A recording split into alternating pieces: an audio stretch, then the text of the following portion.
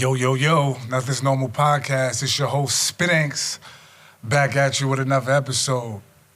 This episode here, man, it came about, it's funny, man, like, you know you're reaching a certain level of success when you get hit up or reached out to and you almost think it's not real, like, you know what I'm saying? So that's just a testament to who this brother's becoming and who this brother has became.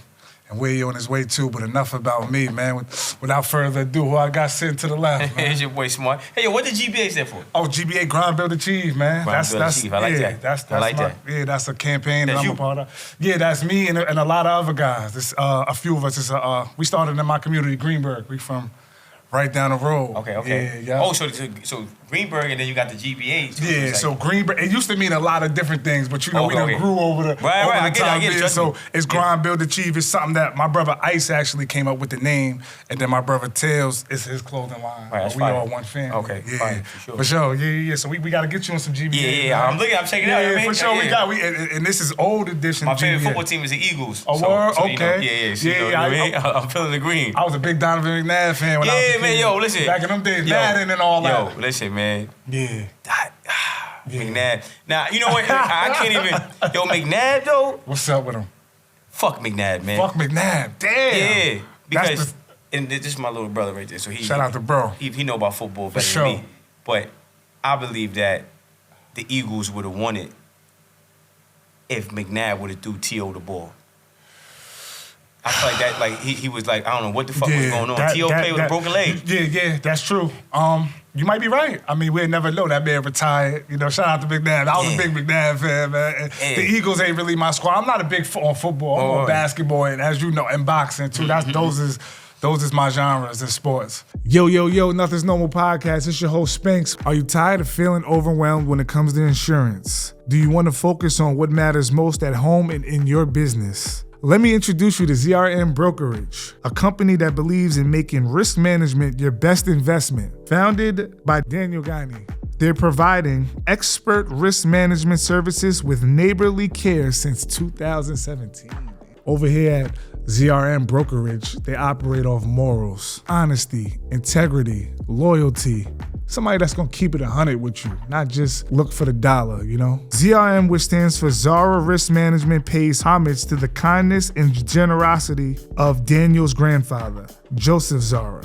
Their mission is simple: to empower you with the knowledge and tools to simplify the complex world of insurance. Now, they probably never taught you this in school, but life is all about resource.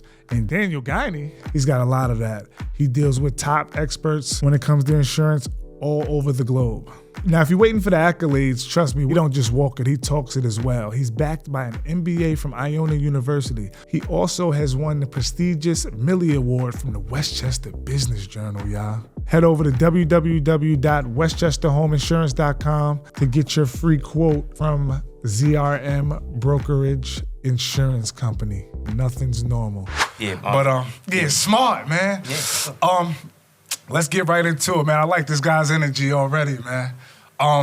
Over here at Nothing's Normal, we got this policy. You know, we don't like to start on page 50. Mm-hmm. We like to start at the beginning of the story, just to find out the who, what, when, how, and why to somebody's story. Because I feel like as people, you know, grow, and I've watched his success grow over the internet, it seems like very rapidly.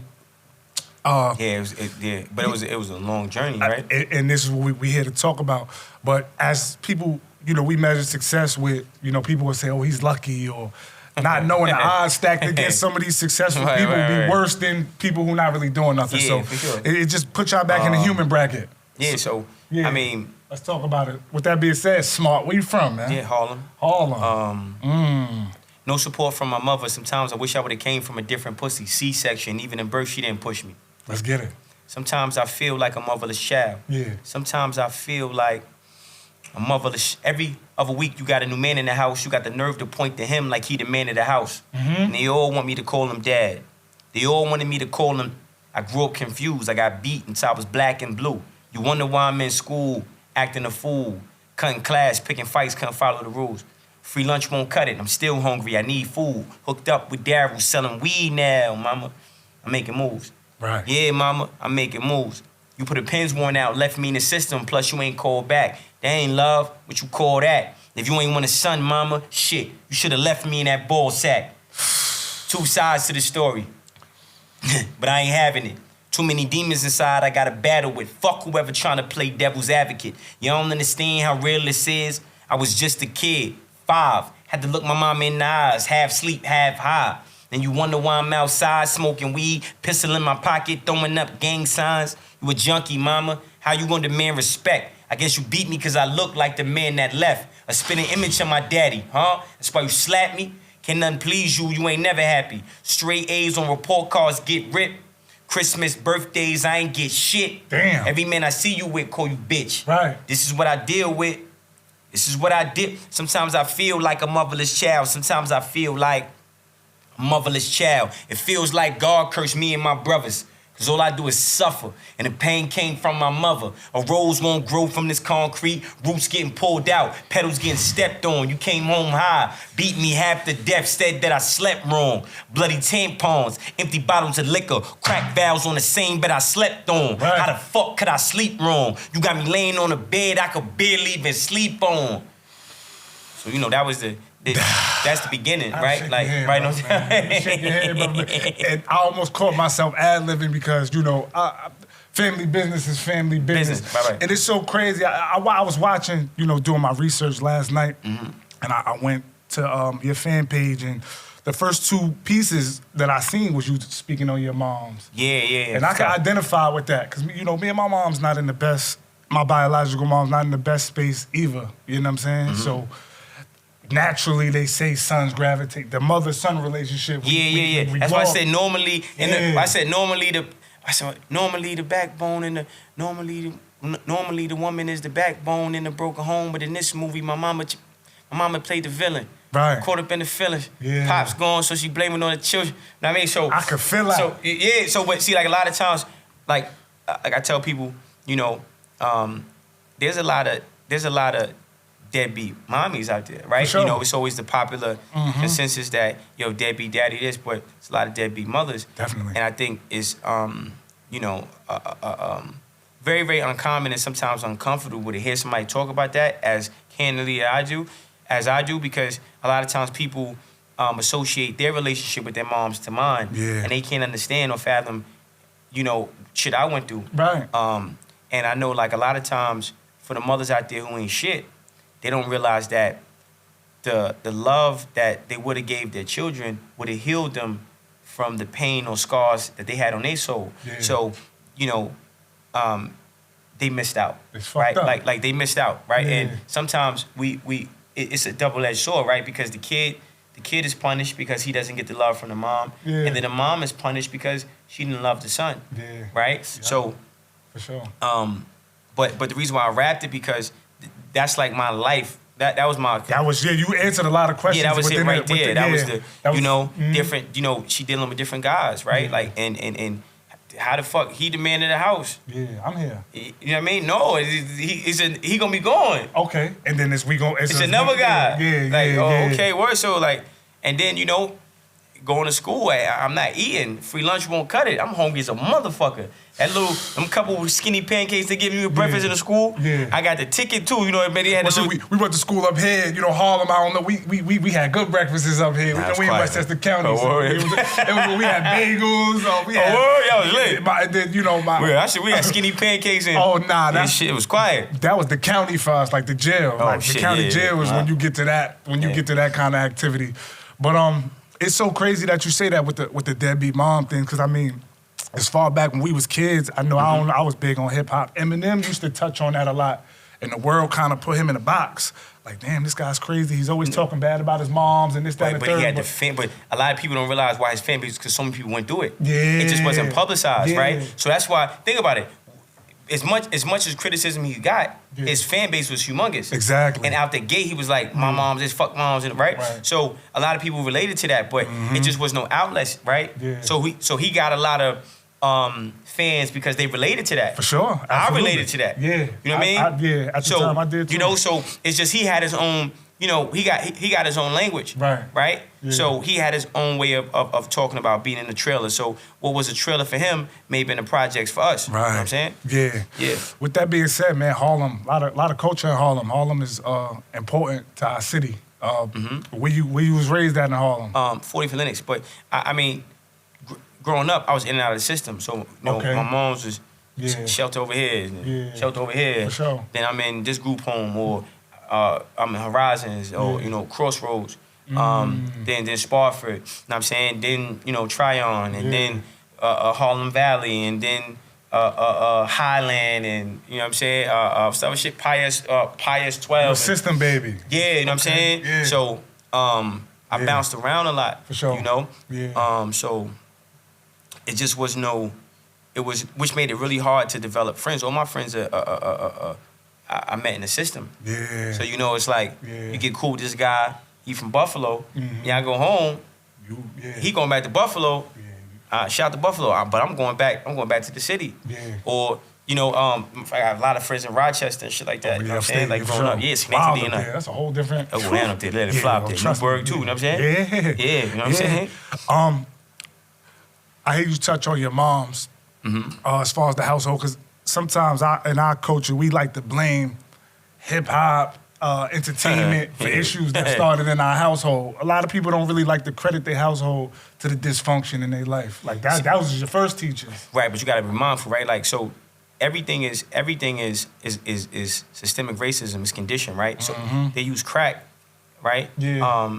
You know, so they put guns into the community. We don't manufacture firearms, right? Absolutely. So put firearms into the hood, to the ghettos. They close down the factories, you know, remove strategically a lot of the jobs, and then introduce, you know, a Section 8, and said if you want to get this paycheck, the man can't be in the house. Right. Right? Yes, So there were plans. It took trades out of schools, right? Schools used to have wood shop and plumbing and electricity. This was in the schools. Yeah. Also sex education, right? So in cooking classes and stuff like that. So kids were going to school getting domestication skills, right? So then when you look at media is designed in the same way crack was designed to break down the black community and the black family.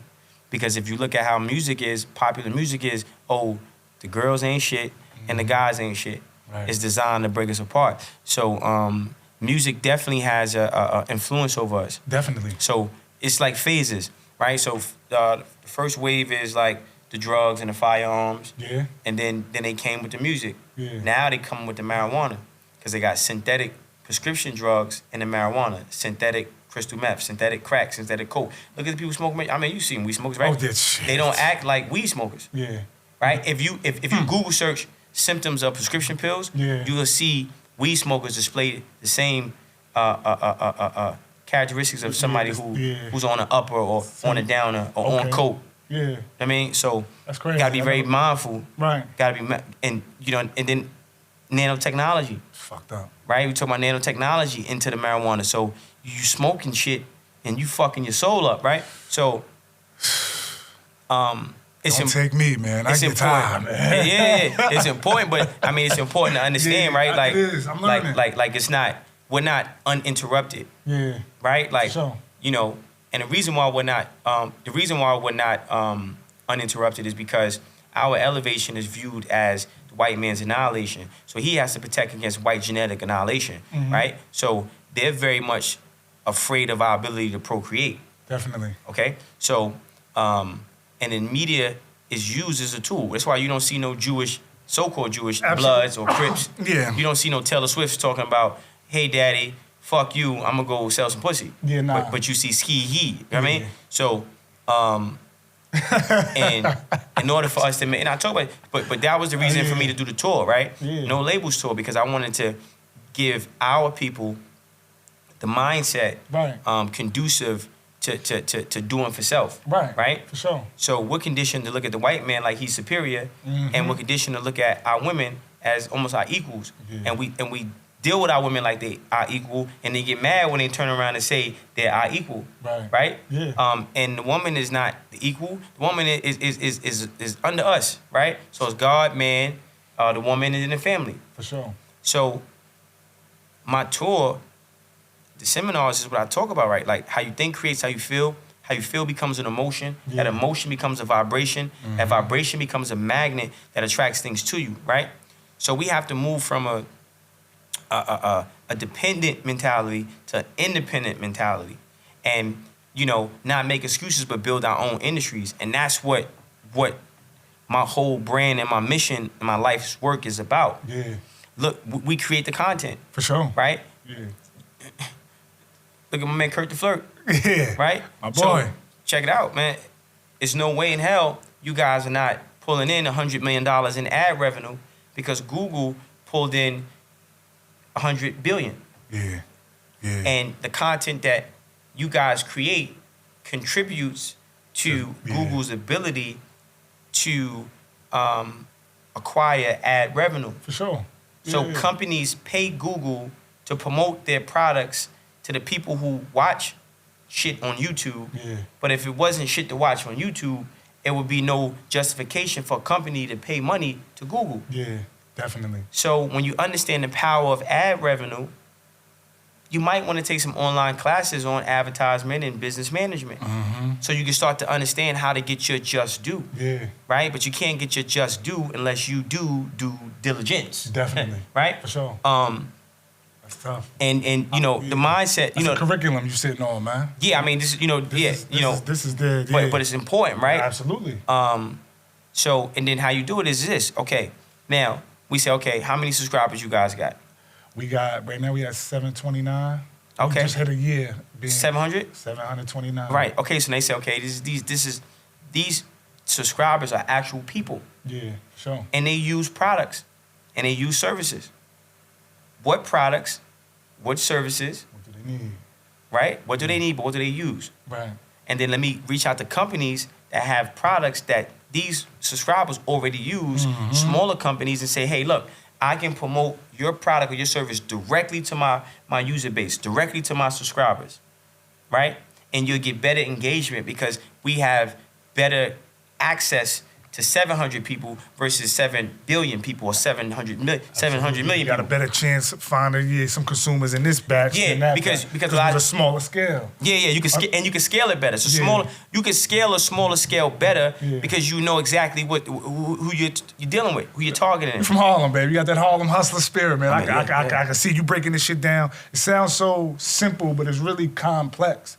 It's only complex when you're unaware. It becomes simple once you're aware, and the simplicity comes to execution. So repetition creates comfortability. Comfortability assists you in understanding, right? So, and when we know who we are, right? For sure. Right? So the black man is what?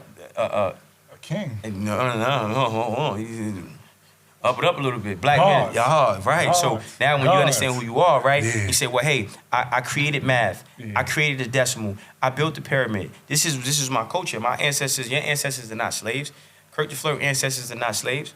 We create technology. We are technology, right? So when we understand that, there's a standard that our ancestors already set for us as a people, as a culture, that's undeniable. So now what we got to do is we got to live up to the standards set by our ancestors, not live up to the standards set by the people who try to oppress us, right? Or destroy us, right? So when you think in that regard, oh, this is a cakewalk. But we have to have the mindset for ownership, right? And not wanting to build our house in another man's backyard, right? So you see these cameras, right? And Kurt the Flirt, you know, right? B&H, you heard of B&H? You heard of B&H, right? You heard of B&H, right? Yo. Right. So, right? So we say, okay, well, why are we not building our own lenses? So instead, why are we not building our own cameras, right? Why? Why? We can't build the camera, right? Like, so we have to look at different industries, streams of income, right? Occupations, they have occupational handbooks, right? Where you can see the different type of job titles that is out there in the world. Sure. And then for every job title, there's an entrepreneurial component. There's a opportunity to create a product in that occupation. So if I'm a photographer, that's an occupation. What's the product I could create? For every occupation, there's an ability for creation, an opportunity for creation. So if I'm a photographer, then what's the creation? A fucking camera. Right? If I'm a janitor, what's the creation? A fucking cleaning product. Right? So when we think about cleaning products, That's right? tough. We think about, okay, the Waltons, right? The Waltons, they're Walmart, right? So I got plans for my brothers, right? Or we think about the Mars family. The Mars family, they do pet food and candy, okay? We look at Sergey Brin and Larry Page. Those are the founders of Google, okay? We look at, Bloomberg. You got Bloomberg LP. He's like the third or fourth richest man on the planet right now. So, look at Elon Musk in terms of, Telstra, which is automotive. We look at the people at Oracle, right? So I'm naming these names because we have to stop looking up to the financial standards set by our oppressors. Because when you think of money, you're like, oh, 50 Cent, Jay-Z, Michael Jordan is a billionaire, Oprah. Elon Musk got 176 billion. That's big. It's no ceiling to the right. And Jeff Bezos, right? The Amazon guy. He's like number 2, right? On this list. I ain't gonna lie, man. You taking me to school right now, guys. No, listen, nah. I can't even tell you that. That's important. I'm just. But he's about 100, 140. What you're saying is very important. 140, 175. These are stats we need to know. These are the real stats. This ain't Sports Center. This is Life Center. Right. So now what happens is, but the educational system has an interest to keep us behind the 8 ball. There's a conspiracy to destroy little black boys, right? And Board of Education is a heavy culprit, right? So you're conditioned not to understand. Okay, what is a hedge fund manager? Right. What is a industrialist?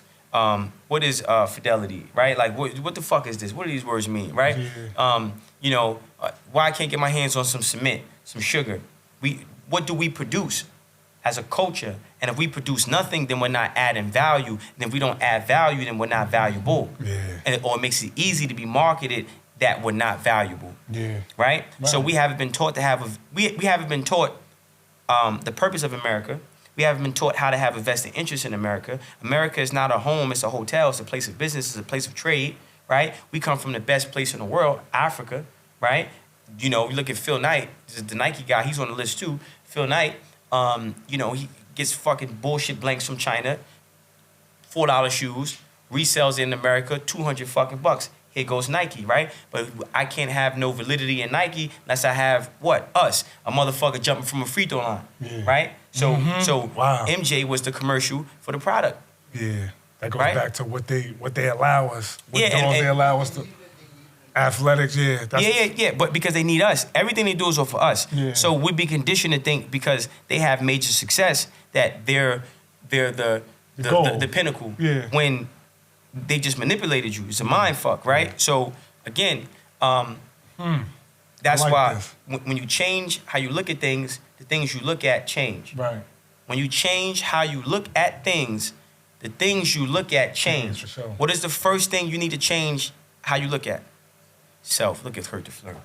Right? That's when you change how you look at things, the things you look at change. So when you change how you look at yourself, you yourself will change. You have the ability to change your fucking physical molecular structure by just talking to yourself in the mirror and saying, I'm beautiful, I'm beautiful, I'm beautiful, I'm beautiful, I'm beautiful, I'm beautiful. You do that 100 times, your fucking face will form. No, I'm talking about physical shit.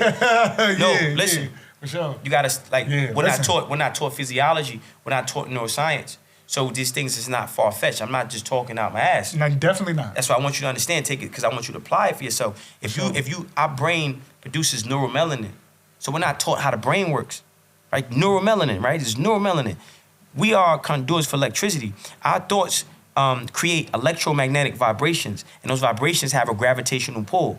This is how we manifest shit and bring shit to us.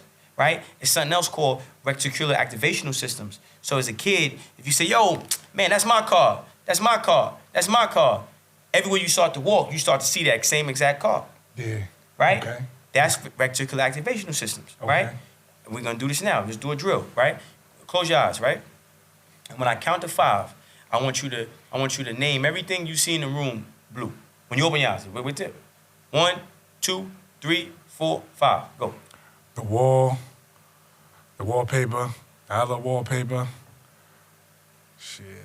That's all that I see right now. Right, so check it. Now you can't even help yourself because now the subconscious mind is working. That's a form of alchemy, right? That's what they call reticular activation systems. Now the same way you program your subconscious mind to find a color, you can train that subconscious mind to find a currency. Right? I gotta ask you this: Who inspired this level of research, self-awareness?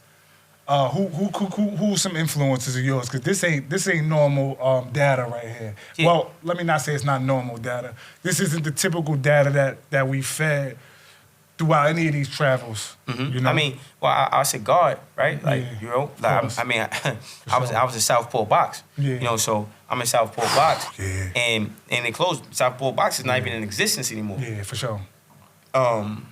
And so I'm in Southport Box, and I splash a cop, right? So splash is, you know. So I know what's going on. Yeah, so to the people. So I cut. So what I did was I cut the toothpaste, put the piss in the toothpaste, rolled it up, put it under my cell door. Cop walks by, like, yo, CO. I step on it, piss hit him in the face. So they took me from the regular Southport Box to the box under the box. So, you know, they had me on the loaf, which is just the bread and the cabbage, right? Okay. And then your toilet is off, so you're smelling piss. It's just crazy. I'm going crazy in that motherfucker. Yeah. And at that point, I gave up. I gave up on life. I was like, man, fuck this shit. I quit. I say the devil beat me, right? Sure. And I said, when I get out, this fucking, I get out this part of the box, I'm killing one of these cops. I'm either kill them, they're gonna kill me, whatever. So when I feel like, you know, at that point, you know, God came to me and, you know, revealed to me that, you know, I had a greater purpose. For sure. And then I became more, you know, studious and due diligent and started studying and started meditating and getting more in tune with myself. Right. Because I felt excited to be myself. I felt excited to be me. I felt excited to be alive. I felt excited to have these capabilities. And I just, you know, began working. I started working out 3, 4, 5 times a day. Read over. Yeah. And you're not even eating at the 5. Oh yeah, you got the bunkie. You got, listen, let me show you something. Hold on, man. Money, take your jacket off real quick. Throw the jacket to me, man. Yeah, you're not even telling you now, we got now, we going crazy. I watch niggas lose 100 pounds in the box. Yeah, but listen, we going crazy, right? Look, so this is what we do, right? This is how we got crazy. So once you, stand up real quick. So once you get, are you getting this, Curry Flirt? I got you, gang. So once we get out of the small box, now we get back to the other place, right? Yeah. Now watch, okay. So, right? So you go. So now this is. No, grab it. Oh, under here. So this is the sheet. This is the bed sheet. So when you curl, squeeze up. Okay. So now you working biceps, I'm working triceps. Yeah. You know what I'm saying? That's tough. Yeah. So you're bunky. Shit. So we doing that, motherfucking. That's hard. You know what I'm saying? Yeah. We doing that with the push-ups, the dips, the squats. You know what I'm saying? Or to go to the store to want a box though, so you know after you work out, you know niggas starving. And you go to the store in the box. Ain't no store in the box. There's no store. That's what I'm saying. So how did you get through? You know the hunger pains. Was it all mental? I just 4 or 5 times a day. You starving. Yeah. I just work. I ain't even care. Yeah. I just work. Yeah. We kept drinking the water. You know what I'm saying? And then plus you fishing. You know what I'm saying? Sure. Yo, bro, listen, man, I give you this magazine, you give me 2 loaves of bread. I mean, slide that kite, slide that card. Send it down. Yeah, for sure. Legally hired seltzer water. Just when you thought you couldn't get hired, they go and add 60 more milligrams of THC. They actually added a new flavor too, the raspberry acai. Emphasis on the acai. A little bit more calories, but that just means it tastes better. Now, if you don't know about Legally Highest, it is a THC seltzer water. I know for me, I like my clothes to smell fresh. I hate smoky clothes. Like, oh my God, you walk in the spot and set the fire alarm off. Everybody knows if you want your breath to stay intact, you better have a bev, and it can't be water. So this is a double bonus. You get the double bonus here, man. You can sip. Nobody's in your business. You could do this around your kids. Actually, speaking of kids, you need to be 21 or older to purchase one of these. So, you know, if you're 20, maybe we'll get you a case of these for your 21st birthday. If you're looking to purchase some of these amazing drinks and calm yourself down, www.legallyhighest.com. Us over here at Nothing's Normal, we are part of the POLYMAF network. You'll get a discount by using promo code POLY20. Well, now that we're high, let's get back into the show.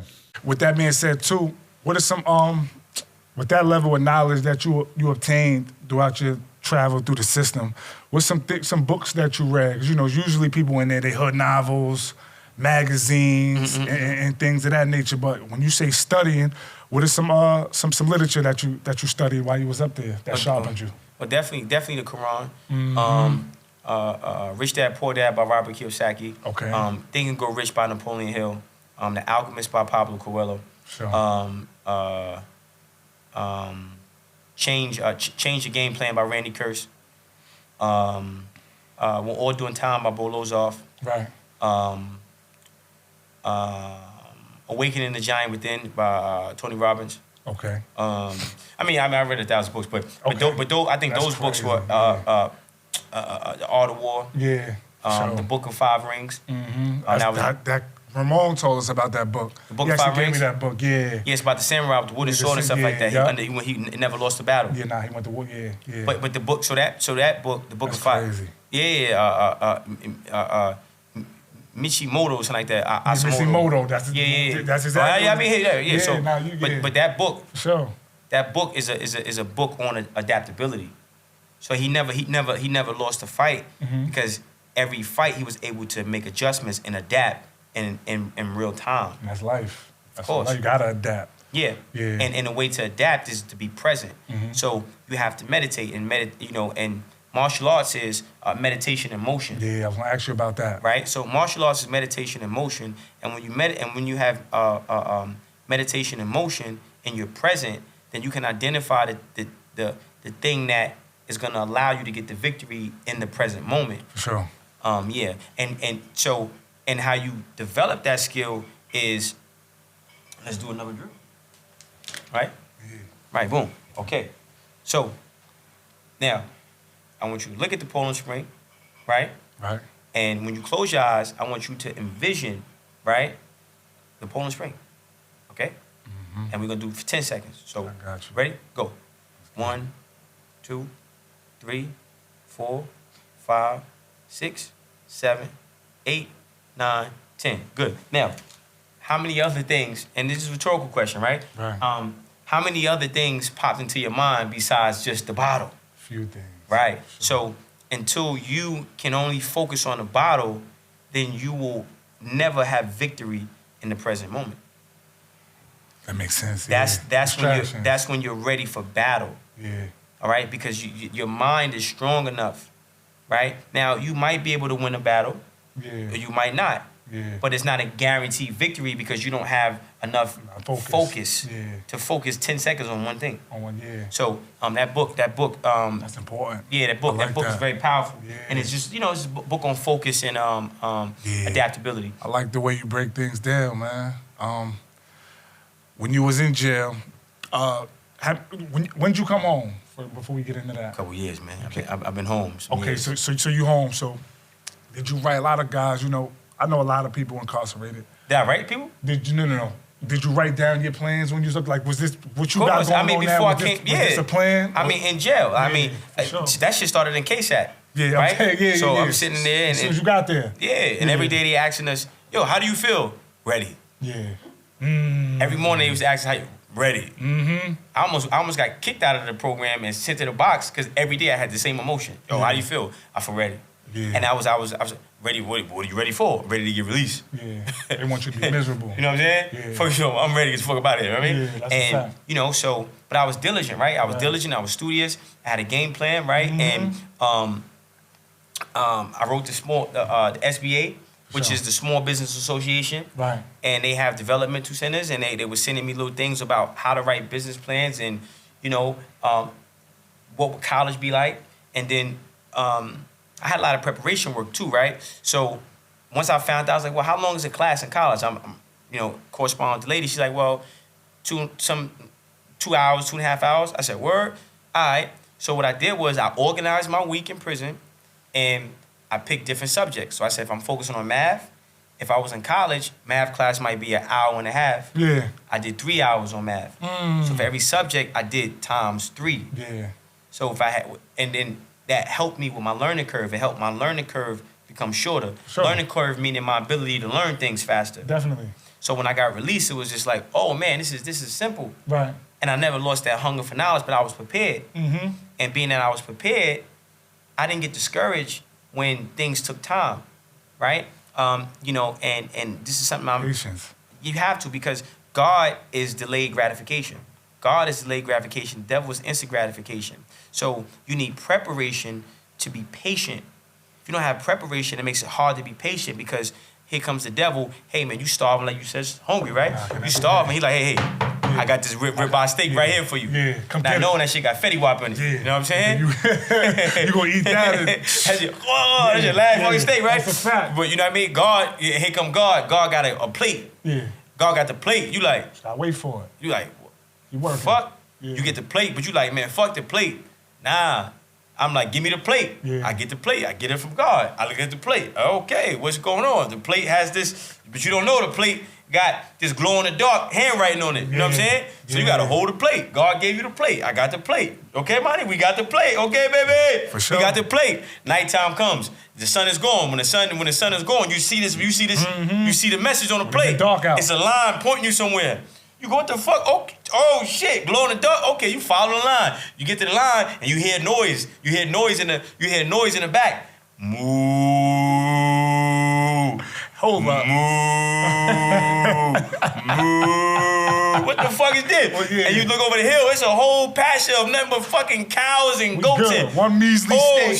shit. Yeah, we good. Give me my axe, baby. We eat all we types lit. of T-bone tonight, baby. We set for life. Right? But not only did you have to wait to get the direction, and not only did you have to wait, not only did you have to be humble enough to take an empty plate while you're hungry, you had to be patient enough and have enough faith to hold on to the plate.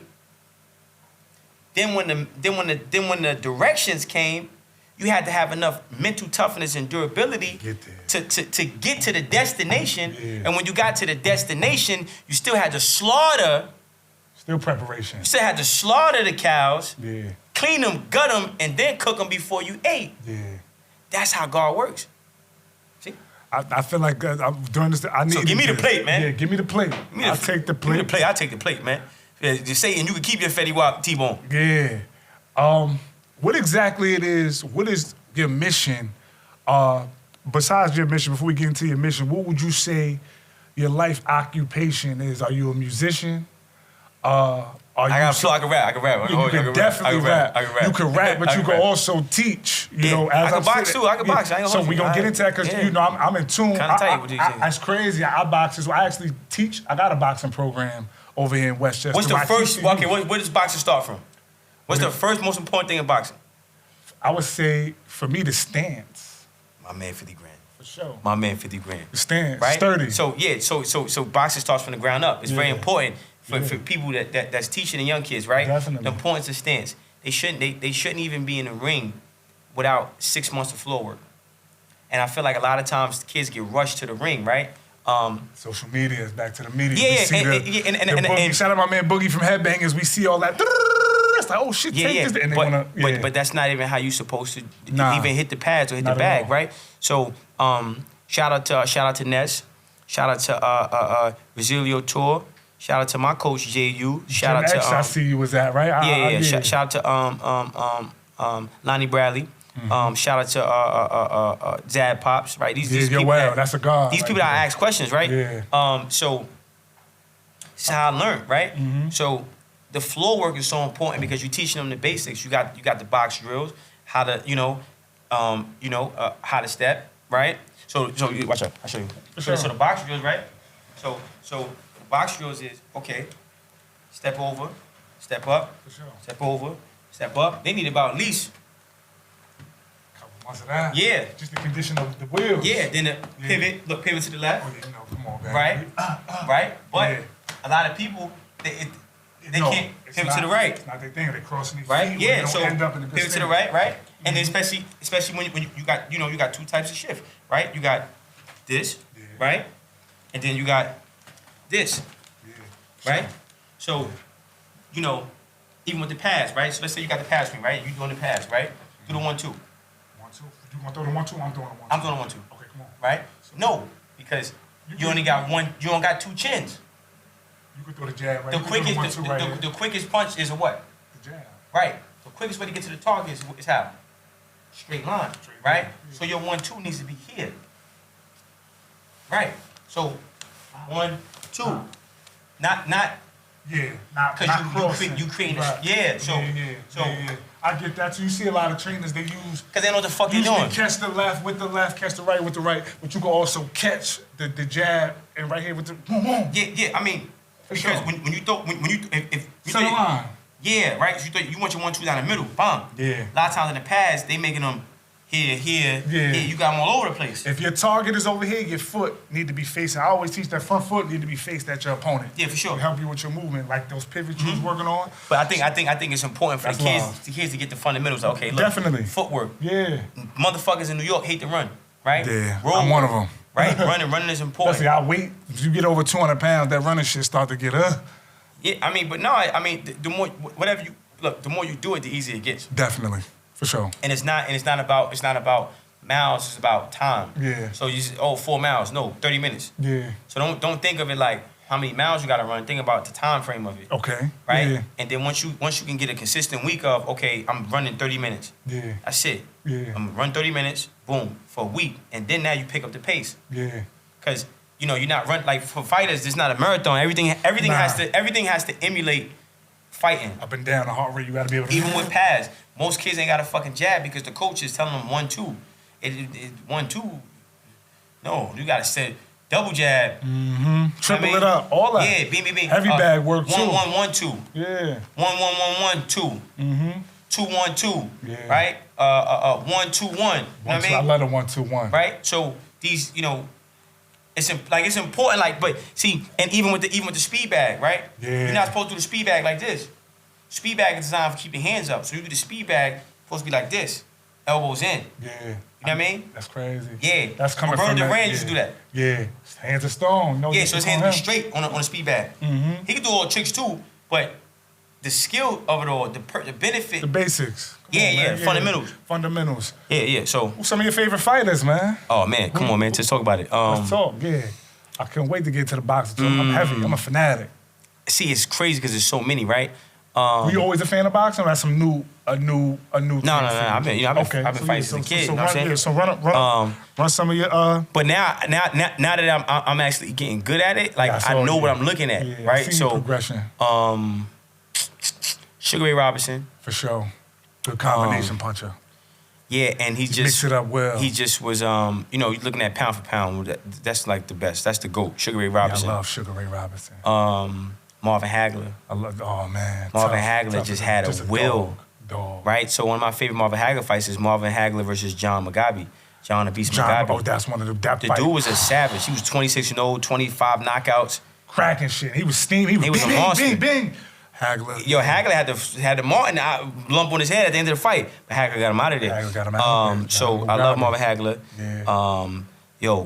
Ant-Ren the Hawk Pryor. Oh yeah, for sure. From Cincinnati. He's from Ohio. Bro, that motherfucker. Yeah. That motherfucker. They said he had the little special when he fought Alexis Arguello, he had the special in his water bottle, he had the special little juice and all that. That was the only misconception. I don't believe it. Aaron Pryor was an animal. He's the deal. Nah, that motherfucker, he trained. He the business. So, yeah, Aaron the Hawk Pryor, James Toney. I love James Toney. To this day. Yo, bro. Yeah, he reposted he knocked out Holyfield, man. Yeah. It was a little down the line, but bro, James Toney fought at 168. 168 came all the way up, shoulder roll. The knockout. Listen, even when he fought Gerald, remember he won the belt cruiserweight. He knocked out the cruiserweight Russian Girov. Yeah, Vasily Girov. Yeah, you crazy? Vasily was that Russian, whatever That's he what was. I'm saying. He was an animal. Tony got him out of there. So these are he beat Mike McCullen. You know what you talk about. He beat Mike McCullen. Come on, Mike was the body snatcher. But I think only thing I don't like about that, Mike was older. Of course. See, Mike early, but so was James Toney, though. James Toney. Remember he fought Roy Jones in the early 90s. The first fight, Mike McCullen was like I believe 34. Yeah. And James was like 25. Yeah, okay. So it was. He did fight twice. Yeah, he fought twice. Yeah. James beat him twice. Yeah, James, and so James Toney, obviously. Roy Jones Jr. Love Roy. Sugar Ray Leonard. Love Sugar. I mean, just Sugar Ray Leonard just was. You gotta think. Oh my God! Smooth. But he Ladies, was man, for that, beat you for up. that weight class. Like when people talking about him versus Floyd Mayweather, when you talk about Sugar Ray Leonard had way more, same amount of speed, punching power, could box, was fast, and he was 5'10". Yeah, Floyd started at a low weight though. He started at 130. Yeah. So I mean, Sugar was a little big. I think Sugar would have got him out of there. Pernell Whitaker. I love Pernell. You know, Floyd boxed Pernell when he was a kid. For sure. He got with him. Yeah. He got with him. Yeah. Floyd, it's hard to go against that look because Floyd's willpower, his mental's on a different level. Yeah, but you can't. But Floyd was a great fighter, but he's definitely not the best ever. He's not the best. I don't think there's a best ever. I think Sugar Ray Robinson is for sure the best ever. For sure. Look at stats, fights, era, who he fought against, how I'm talking about pound for pound. I'm talking about. Yeah. You gotta just. You gotta just. Trust me, I know. Sugar Ray Robinson. Because I mean, I just. By far. Yeah. You gotta just. I mean, the stats right. speaks for itself. I didn't, because at first I was like, I thought it was Muhammad Ali, but I had to really start. He got losses. Yeah, but no. And losses don't matter. No, losses don't matter. But he did it in one weight class. We're talking about the pioneer. Yeah. Like the pioneer of this style of fighting. Yeah. Right? Like Sugar Ray Robinson. He was around before Muhammad. And he set that fight. Yeah. Muhammad Ali that's like saying Kobe's better than Jordan. Yeah, no. You know what I'm saying? He got the blueprint and just took it to another level. That's but like Sugar Ray Robinson was he was crazy. So I'm gonna finish this. Mike Tyson. Yeah. I'm pissed off because for sure Holyfield would have never beat fucking Mike. That fight hurt me too, man. Yeah, that was sucky shit. Mike hurt my feelings on a couple of his fights. Yeah, so that I threw Floyd in there. Yeah, you got to. Who else? I want to miss some guys. Terrence Crawford is serious. Terrence Crawford is serious. He's business switch hitter. You gotta throw Terrence in there. Yeah. I'm throwing Devin Haney in there. Got to after this last. Devin Haney is starting. I love his pops too. I love his pops coming. But he's looking like solid. Yeah, I could do all the marketing the fuck you want. He looking good. Look at that resume. He fighting. His resume is Lomachenko, Cambosis, Regis Portier, Daenerys, Jojo Diaz. Yeah. The pro grade, that was beautiful. Yeah, come on, man. Like, he handled that. Yes, he handled him better than anybody. Yes, he did. Yeah. Yes, he did. And he moved up to the 140. So, no punching power, they said. Dropped him. Yeah, dropped him. Yeah. It's tough. I don't miss some honorable. Okay, can't forget Roberto Durant. Roberto Durant is different. I didn't know he was that much of a good boxer, though. I did. I didn't. That boy could punch in. He could box. His ass off. He's nice. Real linear. Roberto Durant and who else? The guy father who he got caught for testing. God damn. Throwback. He's supposed to fight. It's a throwback. He's supposed to fight Chris Eubank. He's supposed to fight Chris Eubank Jr. Oh, but he got what's his name? Not Conor, but Nigel Benn. Nigel Benn. Yeah, Nigel Benn. You like Nigel Benn? I like Nigel Benn. What? I love Nigel Benn. He was a baby Tyson before Tank. He was, but then I think who hurt? Was it Julian Jackson beat him? Nah, he ended Julian Jackson's career. Not Julian or Gerald McCullough. Terry Out. Norris. He knocked out Julian Jackson. Somebody got with him. Nah, man. No, you're right. Chris Eubank, that was the only. And they had that was their biggest. That was it. But Nigel Benn. Yeah, that's tough. Yeah. I'm trying to think. So we got Ali in there. Yo, I hate to say it for the white boy. I got throw him in there, man. Tyson Fury. I like Tyson Fury, man. You got to, man. I like Tyson Fury. He fought Wilder 3 times. Wilder's a bitch. Oh man, you see that last fight? I see. I can't call Wilder a bitch. Because Wilder's a killer. How? That man's retarded, bro. He got something I can't give different credit in him, for that, man. But he don't really got the skill. He got Every this. time. He got this is what keep him in the game. This right here. Yeah, but Fury, niggas can't fuck with Fury, bro. Fury but different. You saw with Ngannou. That was some bullshit. And Usyk I hate Usyk. Usyk is a beast, though. Nah, bro. Listen, Duval's beat him. The body Did you see that fight? That was a body shot. That was crazy. I just can't take nothing away from him. But how could you not? Listen. Yeah, I don't like the fact that they did that because Dubois went through a lot. Like, you wouldn't expect Dubois to do that. Bro. So he just beat Miller ass, too. Yeah, man. I'm cool, big baby, too. I know you will. We're going to talk about it, too, because I want to get into it. My man, damn. You had a little baby feud with my man, because I love the way he break down fights over there in Philly, Greg Hackett, man. Y'all passed that up, man? Yeah, nah, we didn't. I love the way he Greg, analyzed. He's a good analyst. But he's full of shit. Yeah. Because Greg, first of all, listen, Greg is fucking full of shit, man. And it's unfortunate because, everything, so basically, our issue was, I was like, look, man, I want to do 30 days of defensive drills. So I'm telling Greg, listen, I need to understand, you know what I mean? how to catch. Parry, all yeah, that. because I'm catching like this instead of like this. Mm-hmm. You see the difference? It's small, yeah. I'm catching like this versus like now I catch like this, right? Yeah. So it was things that I wanted to add, and I felt like he was trying to throw me to the wolves, and he wasn't, but I was I was jaded because, you know, my first experience with boxing, I'm fighting pro heavyweights, and they just throwing me in there, and I did good, but I got hit with some shots. For sure. And afterward, I'm like, damn, okay, how do I get out? No, man, don't worry about it. You're gonna learn. Just go back in there. I'm like, just keep getting hit. Like, come on, teach me some shit. So now I want to know defense, and defense is not really a popular thing now, right? Nah. A lot of coaches, because the coaches don't know defense. They don't understand, you know, range and timing and moving and, you know, how to avoid somebody punching with you. So I don't know. I don't know. And he's not a bad guy. I can't really. I don't know him. Just, you know, Greg is not a bad guy. As somebody from the outside looking in, I just love the way he break fights down. He definitely seems like he know the sport. No, he definitely a good guy. I went to Philly. He embraced me. Yeah. We a lot alike too. Y'all was on the gram wilding it up. We was wilding. I said these two there. Yeah. Yeah, it could have got crazy. I ain't gonna hold you. For sure. Yeah, it could have got crazy.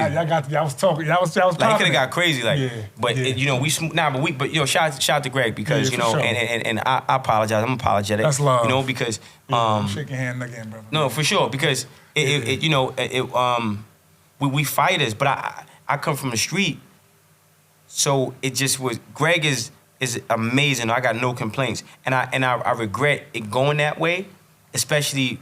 Where I'm at now, and growth. I can see the growth from you then doing that, and then you see your content now. You don't really indulge in a lot of that shit. Even your content as far as what you rapping about, it's not. And Greg is definitely a scholar of boxing. Like he's definitely. You can't deny that. Shout out to YSM Sports Media too.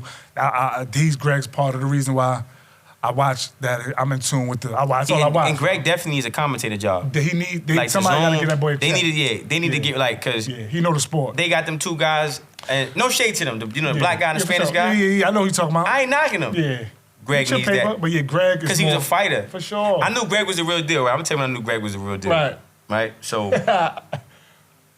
we training. You know, I'm driving out to Philly. Right. Driving two and a half hours to Philly. Dedication. And one day he not answering the phone. I'm like, what the fuck, man? Like, you know what I'm saying? Yeah. Then I see on his page, he got a fight. He about to fight, I think, next month. He had the fucking weigh-ins. Yeah. Greg is small. Yeah. Greg like 5'6". Yeah. You know what I'm saying? He fighting the fucking heavyweight. At the weigh-ins, Greg stood on the fucking chair. Oh, yeah, he lost that fight, I believe. Yeah, but fuck, you know what I'm saying? He's in there, though. He don't care. Yeah, so that's why I was like, nah. He was small, I believe, back in the day. He ain't no fucking heavyweight, man. Nah, hell no. No fucking heavyweight. Yeah. So I just had, you know what I mean? That gave me a lot of, you know. Yeah, respect him. Yeah, you gotta respect a man getting in the rings. Yeah. Like, you know what I mean? I mean, just even this sport that we in, period, I feel like boxing runs simultaneous and parallel to a lot of your teachings, boxing, mental fortitude. There's a lot of boxing principles you can apply to actual life. Yeah, for sure. Definitely patience, right? It gives you a different level of patience. Control. You get tired, you done. Yeah, for sure. For sure. With that being said, man, off camera we spoke about your tour, man. Let's give people some enlightenment on your tour, what it's about, what inspired it, where we can find you. Yeah, for sure. So I think No Labels Tour. No Labels. Yeah, No Labels Tour. My website is nolabelstour.com. Right. My Instagram is _. My number is 917-907-3687. You can call me anytime. That's tough, man. So we ain't seen that since Mike Jones. They just get a number out. So that's tough. Yeah, it's 917-907-3687. So with the tour, it was like I got tired of shout out to my good friend of mine, Hollywood Play. He got killed. He got stabbed, right? Rest in peace. And he's one of the guys who I admired for like his selling mixtapes and stuff like that. And there was another young kid I knew from Crown Heights. He got killed. And I'm looking at all these these people I knew close to home get killed. Another kid from my hood, Paco G's. He had got locked up. He recently just came home, and he might have been like the best unsigned artist in Harlem for rapping. Like I'm talking about. You got a lot of spitters out. I'm talking about like different. He's special. You know what I'm saying? Yeah. And I'm like, why is nobody, like, why is this talent, nothing's happening with this talent? Mm-hmm. And some of these kids, they die, they go to jail, Yeah. they just disappear, they stop doing music. It's over. So I was like, well, what if I could create something that I can educate artists on how to be successful if a record label never noticed you, right? It's what said no labels, right? Sure. So how, like, what if I could give you the information? What if I told you that music is not the product, music is the commercial for the products you sell or the services you provide? McDonald's has music. I'm loving it. Ba ba ba ba. Right. Right? But they're not making money off that. Their product is the burgers and fries. Mm-hmm. Their service is commercial real estate because they're a franchise. Right.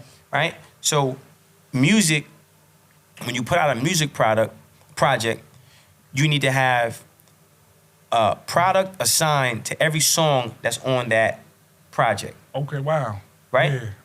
And then that product needs to be something that you use yourself and that potentially your listeners can use. So if you smoke, then your product could be a lighter, right? If you like to eat food, you could come with some potato chips, food and beverage, right? Yeah. And then for every song, you got a product, and then you have an amount of units that you sell for the product that the music is promoting. So you have a financial goal for every song that you put out because that song is promoting the products. So bare minimum, you should be making at least $100 off of every song that you put out because you're selling products with that song. And then you could do e-commerce, have an online store, and use your social media to promote your products that you sell. And the first people you should be selling to is the people that know you, because your network is your net worth if you can convert it into a transaction. Yeah. So, okay, how many followers you got? You got 5 followers. You reach out to your followers, you send a DM to every one of those followers and solicit your product to those followers. And the first person who typically buys it is the people who fuck with you. For sure. And then you find the people who fuck with the people who fuck with you and you sell to them. Mm-hmm. And the people who fuck with you, fuck with them, who fuck with them, you just keep going and you climb the ladder from there. The quality it will be key to sustaining that market, I would imagine. No, consistency. Okay. Consistency beats everything. It's not about quality, it's not about nothing, it's about consistency. Okay. When you're consistent and you have belief, and belief means whatever you think about subconsciously, repetitiously. Right. So a lot of times we don't get the full benefits of the word believe because we don't know how to believe. Mm-hmm. Yeah. Mm-hmm. That's market mastery. I never heard nobody, every song, there's a product. That's tough. I never heard that before. That's cool. So with that being said, the tour, what are the locations of the tour? What areas are y'all looking to? Next one's gonna be virtual, and then we finishing up in LA, either LA or Canada. So we did Boston, Texas, Atlanta, and New York. Okay. So we're gonna do virtual, probably New York again, and then either LA or Canada. So I'm the last show. Yeah.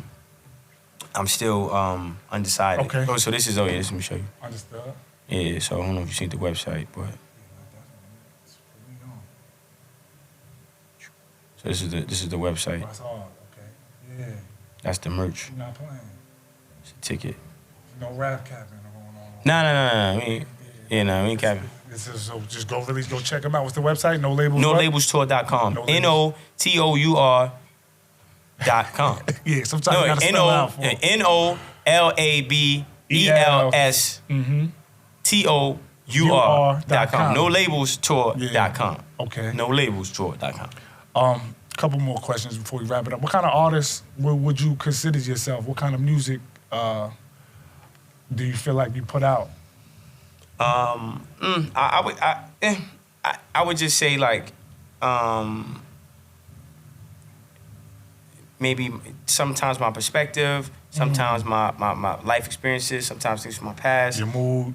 Yeah, definitely inspirational. Mm-hmm. Definitely inspiring because sure. That's what my focus is, right? Mm-hmm. Got a song about to drop, can't take it with us when we gone, so we gotta live life. I know I'm doing wrong, but damn, it feels right. Right. We vibrate on a frequency. Emotions is a magnet. Thoughts manifest. Now you forced to take action. Fail, but fail faster. Endurance is a test. We only learn when we fall. Every no turns a yes. Take a deep breath. Don't become overwhelmed by the stress. Think about what you overcame. The situation will be next. Life is long. Live it. Survive. Move on to the next. I made mistakes. I'm a new man, but God gave me a second chance. No fear. I gotta go for mine. The top is only for those who climb. It's a lonely road when you chosen. Never wait to be given roses. Grow your own. Stay focused. Your time is approaching. And treat family and friends the same when it's time to judge, because you can see through water, but not through blood. Never be afraid to fail. We only lose for not trying. And procrastination is another form of dying. Every life serves a purpose, but a fish won't climb a tree. Open your eyes and see what you really want to be. All you gotta do is believe. Yeah, so my music is like... It's layered, man. Yeah, but that's the goal, like, to that make loaded it... love, you give it that Harlem, that Lux bop, man. Yeah, you Lux know, my man, too. Shout out to Lux. Shout out to that Harlem, man. Y'all got your own culture out there in Harlem, man. Shout out to Harlem. Yeah, Dream track, man. Who would you have on your dream track? Who would you have featured? Pac. Pac? You like Pac? I like Pac, too. Tight that motherfucker out here, man. I'd have loved to just be in the studio, you know what I'm saying? I'd love to just have a conversation with him. Yeah, word. I was just talking to, shout out to my man, hold up. Damn, I'm gonna see if he pick up. He might not pick up. Yeah. He be busy, you know what I'm saying? Shout out to my man, hold up. My God, man. Hold Pac. You don't hear that too. You don't really hear motherfuckers usually be like, K-Flock. Yeah, shout out to... shout out Free Flock, though. But that's what's going on in New York nowadays. I mean, niggas our age even be on that type of time. You know, it's crazy out here. It's a zoo. Hell yeah. Hold on. Administrative task. I like emails, calendar scheduling, project management, ordering stuff. Just yeah, you went crazy. I was just watching your Hip Hop Is Real. Shout out to Knowledge. You went crazy. Must be a Harlem thing, man. I never really heard of Whack Harlem. Was you in a battle rap? You be getting into that? Yeah. Yeah, Harlem big on a hip hop culture out there. Shout out Killer. Damn, what's my man name did the song with Tupac? You got a song with Pac? Yeah. Where you from? No Diggity. I like the way you work it. No Diggity. I got the back. Blackstreet in them niggas? Yeah, what's the guy's name? I don't know their name. I just know him as Blackstreet. You know, that's 90s. I was a kid. Yeah, like, And you don't really hear that a lot, especially, we from the East Coast, so, we was riding with Big. That Pac shit. Yeah. I ain't like that shit. Blackstreet, damn, what's the fuck? Who the groups of Blackstreet? Blackstreet, I don't know the names of them guys. Blackstreet was legendary, though. I'm trying to, bear with me, I'm trying to Google it real quick. Yeah, I got you. We building. I feel like Pac, too, is a product of being from here, there. He lived in a lot of different areas. Let me see if you pick up, man. Hold on. Yeah, hell yeah, that's right. For sure. Yeah. That's why I relate so much. You talk about that, me too. I'm from here, lived in Maryland, came back here. Gotta be able to adapt. Damn, this the joint? Damn, I had his number. He ain't even. Jesus. You probably start moving too quick. I know, man. This I hope it's him. Never day, never play. Word, Teddy Riley. You know what I'm saying? Yeah. So he did the song. He did the songs with Pac. Mm-hmm. So I was so happy to just be able to. Oh, here you go right here. Let me see. This is his number. Hold on, let me try to call him. He did the song. He did the song with Pac. So it was like. Teddy Riley, right? Come on, cuz. For sure. He's broke. I'm from the culture, bro. I listen to more of that than rap, bro. I don't be big on rap. I fuck with rap, but let it to my I listen to a lot of slow music. I'm a big Motown nigga. I go back there. Yeah, so I'm like, damn, I wish I like Tupac. I wish I'd have really been able to, you know what I'm saying? What about somebody that's alive? Who would you not really? Man, they don't really. Yeah. I don't know. I feel like these artists nowadays, they don't have that, I mean, they no substance. They make good music, but yeah. I'm trying to think. It'd have to be probably like R&B singers, you know what I'm saying? Oh, Tim's. I would love to do a song with Tim's. Oh, Tim's, okay. Shout out to Tim's. That's crazy. I ain't heard about Tim's in a minute. Damn. Yeah, I love to do a song with Tim's. She taking the motherfucker too, man. Yeah. That's tough. Yeah. You had to throw that in there. I know what I mean? Hey, you see this, Tim's, man. Shoot my boy a DM, man. You know what I'm saying? You already know. What I mean? She yeah. Tim's is fire. Final question as we wrap it up. You know, we called the Nothing's Normal podcast. Nothing's normal, that's right. When you hear those two words, nothing's normal, what's smart guys? Smart. Smart guys, smart, man. Smart. Okay. I'm going to Joe Budden's thing, man. Was that what's the word? Was that motivated by the actual TV show? Absolutely. The smart guy? All right, none of that Malcolm in the Middle shit. He said no. Smart, willing, and available. Okay, smart. Okay, so smart. What's smart's nothing's normal definition? When you hear those two words, what does that mean to smart? 2024, man. 2024? And the motherfucking thing will be normal about that shit. There's gonna be a lot of big moves made. So let's can we drop a Nothing's Normal exclusive? What you got going on in 2024? Smart. We see what you got going. You're beating the internet up right now. Yeah, opening up a boxing gym, so I'm excited about that. Where? Any ideas on the location? Yeah. It's gonna be in New York. Okay. Yeah. Let me know. That was your number I spoke to you on, right? Yeah, for sure. So we gonna build, man. Let's train. You come pull up on us. Yeah, that gym is... Get a session. Yeah. I'll come down. I would love to build with Yoel or somebody. I could probably sit around for a day and just hear stories. Would love to build with him. You still part of that? You still go over there? Nah, I ain't been over there in a minute. I ain't been to Jamaica in a minute. Yeah. I train in Jersey now, heavy hitters. Okay, shout out to Jersey. I ain't been to Jamaica in a minute. Yeah. Jamaica's a cool gym though. It's a cool gym. My man Deshaun fight out of there. Okay. Yeah. Shout out to him. Deshaun serious. He's 6-0 right now. Yo, man. George train him. Yeah. Let them know where to follow you at, man, as we wrap it up, man. Let them know where to find you. The Smart Guy _. Yeah. THE Smart Guy _. Yeah. NoLabelsTour.com. Yeah. That's what we doing. No Labels Tour. Yeah. Let's get it. Nothing's Normal podcast, my man. Smart, man. More building. Yes. Less politicking. Yes. Man. I appreciate you there, brother, man.